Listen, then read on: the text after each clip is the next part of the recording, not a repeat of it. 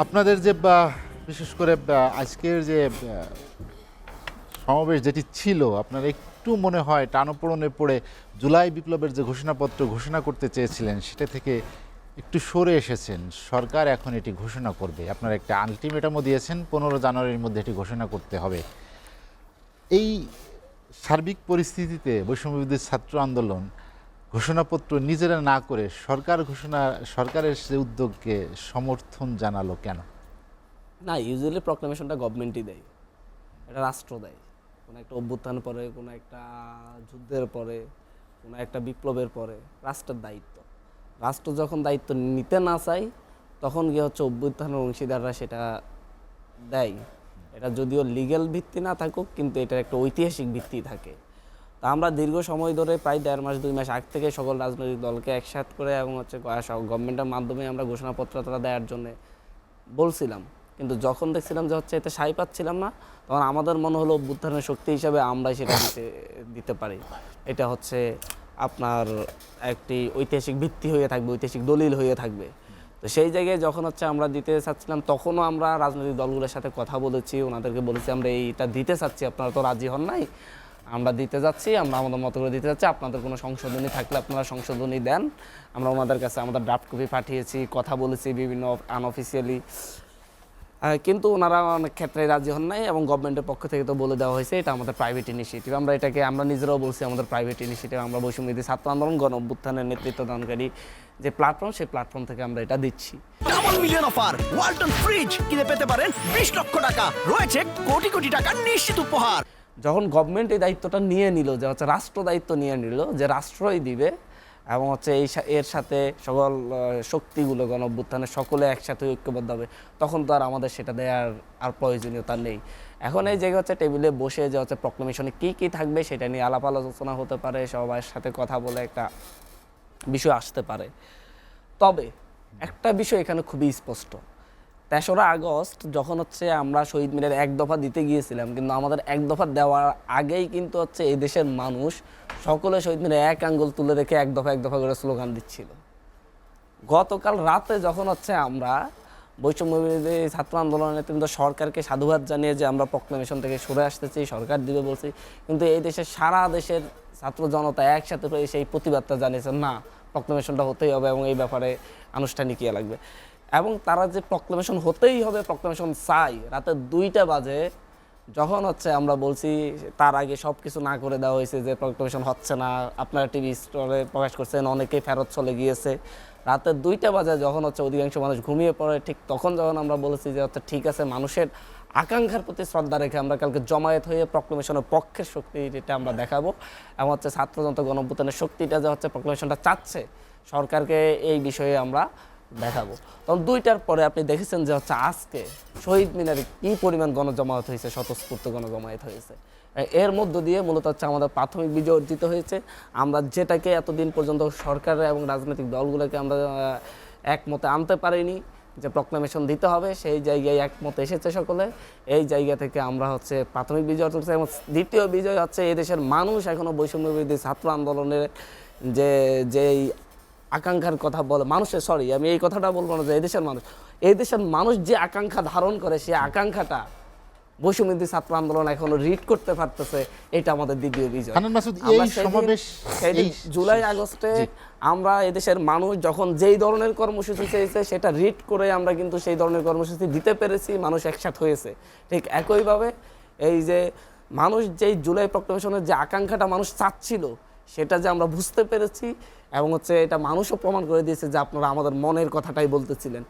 এই জায়গা থেকে আমরা, এই যে আপনি বললেন যে মধ্যরাতের পরে সিদ্ধান্তে শহীদ মিনারে যে মানুষের ঢল নামলো, মানুষের যে উপস্থিতি, এই সমাবেশ দিয়ে আসলে কি বার্তা দিতে চেয়েছেন? এটা কি সরকারের উদ্দেশ্যে নাকি রাজনৈতিক দলগুলোর উদ্দেশ্যে কোনো বার্তা আছে? আমরা সরকার, রাজনৈতিক দল বলেন, আমরা মূলত হচ্ছে এই দেশের জনগণের মুখের ভাষাটা ফুটিয়ে তুলতে চেয়েছি, কারোর প্রতি বার্তা না।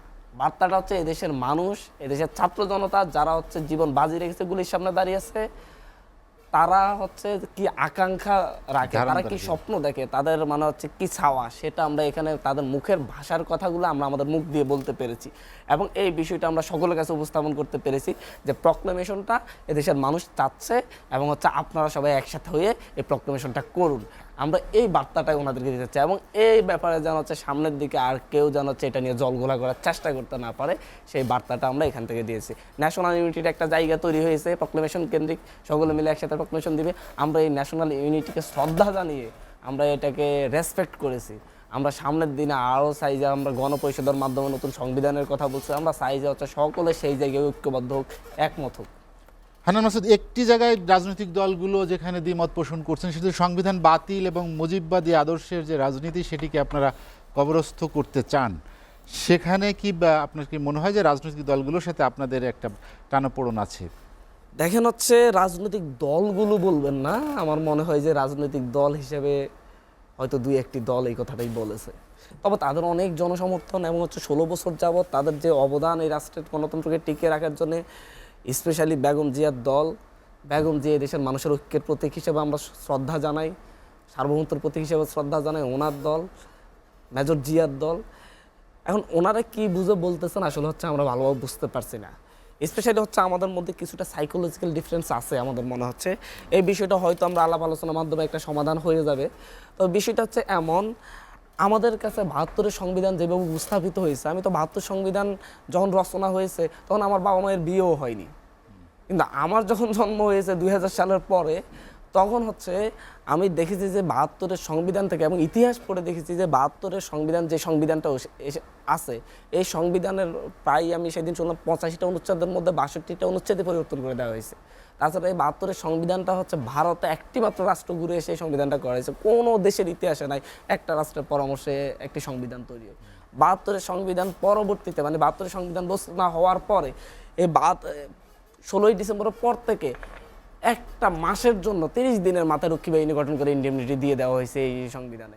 আজ পর্যন্ত রক্ষী বাহিনীর নেতাদের বিচার হয় নাই, আজ পর্যন্ত হচ্ছে 73-74-এ দুর্ভিক্ষ যারা ঘটিয়েছে দুর্নীতি করে তাদের বিচার হয় নাই, আজ পর্যন্ত 73 নির্বাচনে যারা কারচুপি করেছে তাদের বিচার হয় নাই। আপনার 75-এ যারা বাকশাল কায়েম করেছে এই সংবিধানের দোহাই দিয়ে, যারা গণতন্ত্রকে অশ্রদ্ধা জানিয়েছে, গণতন্ত্রকে গলা টিপে মেরে দিয়েছে, তাদেরকে আবার গণতান্ত্রিক অধিকার দিয়ে তাদেরকে আবার পুনর্বাসিত করা হয়েছে। সেই ফলাফলটা আমরা 2008 থেকে 2024 সাল পর্যন্ত আমাদের এই শিশু মন দেখেছে। সকালবেলা ঘুম থেকে উঠেছি, যে লোকটাকে আমি শ্রদ্ধা করি, সম্মান করি, যে ভাইটাকে আমি আইডল হিসেবে মানি, সে শিবির করে দেখে তাকে গুলি করে মেরে ফেলেছে। আমি দেখেছি যে সন্ধ্যাবেলায় যে ভাইটি অন্যায়ের বিরুদ্ধে প্রতিবাদ করে সে ছাত্রদল করে বলে তাকে ধরে নিয়ে গুম করে ফেলেছে। আমি রাতের বেলা মায়ের আহজারি দেখে আমরা বড় হয়েছি। এই যে আমাদের এই সংবিধান বারবার অনেকগুলো রাজনৈতিক দল ক্ষমতায় ছিল, তারা কি আসলে সেই মুক্তিযুদ্ধের যে হচ্ছে মূল মন্ত্র সাম্য মানবিক মর্যাদার যে বাংলাদেশ, সেটা কি তারা আমাদেরকে উপহার দিতে পেরেছে কিনা? আমি তো দায়ী করব যে হচ্ছে আমাদেরকে এতদিন যাবৎ যে রাজনৈতিক যেই নেতারা আমাদের দেশকে রাষ্ট্রকে নেতৃত্ব দিয়েছে, আমি বাচ্চা ছেলে হিসেবে যখন জন্ম নিয়েছি তারা আমাকে সুন্দর বাংলাদেশ উপহার দিতে পারা নাই। স্বাধীনতার 30 বছর পরে জন্ম নেওয়া একটি বাচ্চা শিশুকে তারা ট্রমার মধ্য দিয়ে বড় হতে বাধ্য করেছে। এই কারণে আমাদের কাছে একটি ট্রমার জায়গা হচ্ছে এই প্রজন্মের কাছে 72-এর সংবিধান, কারণ এই সংবিধানটা এদেশের মানুষের মৌলিক অধিকার নিশ্চিত করতে পারে না, এদেশের মানুষের অধিকার নিশ্চিত করে। এখন প্রশ্ন হইতে পারে যে আমি একটু বলি, মাথা ব্যথা করলে কি মাথা কেটে ফেলে দিব কিনা, এই যে এই ধরনের কথাগুলো বলা হয়। আমার কথা হচ্ছে শরীরে আমি মাথা বলছি না, শরীরের যেই অঙ্গে ক্যান্সার আছে সেটাকে কেটে ফেলে দিয়ে কিউর করতে হয়। কারণ হচ্ছে আপনার সংশোধন তো হয়েছে, আপনার 17টা সংশোধনী হয়েছে। মানুষ কোন সংশোধনী থেকে মানুষ তাদের অধিকারগুলো পেয়েছে, মানুষ কোন সংশোধনী সাম্য মানবিক মর্যাদা বাংলাদেশ পেয়েছে, তার মানবিক মর্যাদাটা পেয়েছে মানুষ হিসাবে। সংশোধনী 17 বার হয়ে গিয়েছে কিন্তু এই মর্যাদা পায়নি। এখন বলতে পারেন যে যারা এটাকে ধ্বংস করেছে এটা মানা নাই, তাদের বিচার করেন। বিচার তো এই সংবিধান অধীনে করতেই পারেন নাই, মানে এটাকে যে বাইপাস করলে আপনারা বিচার করতে পারবেন, সেই যে রক্ষী বাহিনী আইন করছে বিচার করতে পারবেন, সেই যে হচ্ছে আইসা তত্ত্বাবধায়ক সরকার বাতিল করেছে বিচার করতে পারবেন, সেই যে ভোট কারচুপি বিচার করতে পারবেন, সেই ইতিহাস আপনারা কখনো দেখান নাই। কারণ 75-73 নির্বাচনের ভোট কারচুপি বিচার, তারপর কোনো ক্ষমতা করতে পারেন না। এখন এই জন্য আমরা মনে করি আসলে গোড়াতেই গলত আমাদের কাছে, অন্তত প্রজন্ম আমাদেরকে বলতে পারে যে হচ্ছে না আমাদের ইয়ারা ভুল করেছে, রাজনৈতিক শক্তি ভুল করেছে, তারা পারে নাই, তারা কারণ হচ্ছে সংবিধানকে পুঙ্খানুপুঙ্খভাবে তারা হচ্ছে এটাকে বাস্তবায়ন করতে পারে নাই। আমি 1 মিনিট, ওনারা এই কথাটা আমাকে বলতে পারে যে হচ্ছে এই জন্য এটা হয়েছে, এখন আমরা সব বাস্তবায়ন করবো, কিন্তু আমার কাছে তো ট্রমাটা রয়ে গেছে যে হচ্ছে আমি তো দেখছি এই সংবিধান গত 55 বছরের ইতিহাসে মানুষের মৌলিক অধিকার নিশ্চিত করতে পারে নাই। বারবার রাজনৈতিক শক্তি চেঞ্জ হয়েছে, কেউই পারে নাই। এবং আমার কথা হচ্ছে নতুন গণপরিষদ গঠন করে 24-এর গণঅভ্যুত্থানের মধ্য দিয়ে রক্ত দিয়ে একটা অবস্থান তৈরি হয়েছে, এটা হয়তো আরো 50 বছরও তৈরি হবে না। একটা চাহিদা তৈরি হয়েছে, একটা আকাঙ্ক্ষা তৈরি হয়েছে, এই আকাঙ্ক্ষাটা নতুনভাবে বিশ্লেষণ করে সবাই নতুন গণপরিষদ গঠন করে, সেটা তো হয়তো রাজনৈতিক যে দলগুলো আছে মূলত প্রধান দলগুলো তারাই নেতৃত্ব দিবে, তারাই করুক। আমরা তাদের সাথে বসে আমরা একটু দেখতে হান্নান চাই মাসুদ, নতুন সংবিধান সামনে 50 বছরের জন্য আমি কেমন আপনার কাছে কেমন বাস্তবিক বাংলাদেশ দিয়ে যেতে পারে।